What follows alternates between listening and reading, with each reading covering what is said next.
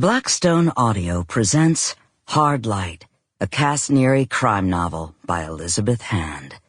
This book is read by Carol Monda.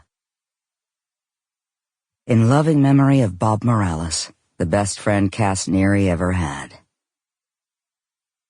To put it more simply, you look most quickly and instinctively at those pictures that suggest, in their mere black and white pattern, something that was feared by your ancestor that lived in a cave.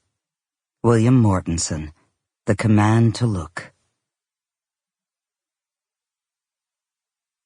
Part 1.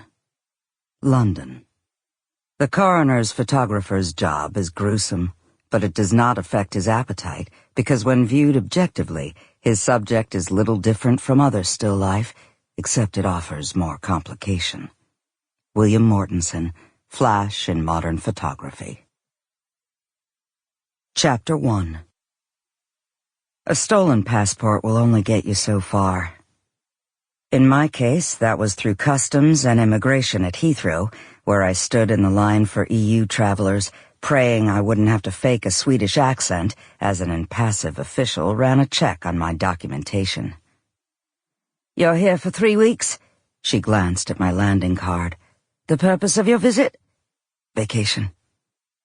There are advantages to being a 6-foot-tall blonde arriving on a flight from Reykjavik. The passport official nodded, slid the passport back across the counter, and turned her attention to the person behind me. In a police lineup, you could mistake me for the woman in the Swedish passport photo. We were both tall, with shoulder-length ragged blonde hair and gray-blue eyes. The main difference was that Cassandra Neary of New York, New York, could be charged as an accessory to more than one murder. Dagny Alstrand of Uppsala, Sweden, was a junkie, but as far as I knew, she hadn't killed anyone. Yet. I'd left Iceland under a cloud. Shortly after takeoff, I looked out my window and saw a lurid red eye open, then burst in the black wilderness far below. A volcanic eruption. An appropriate send-off for a 36-hour visit that had begun with me searching for my sometime lover and ex-con Quinn and ended with an escalating body count. The eruption delayed our landing, which gave me a chance to recover slightly from the lingering effects of hypothermia and near-fatal amount of crank.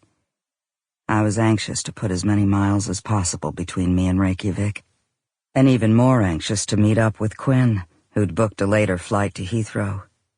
We'd agreed to rendezvous at a bar owned by a friend of his in Brixton. I had my share— Sample complete. Ready to continue?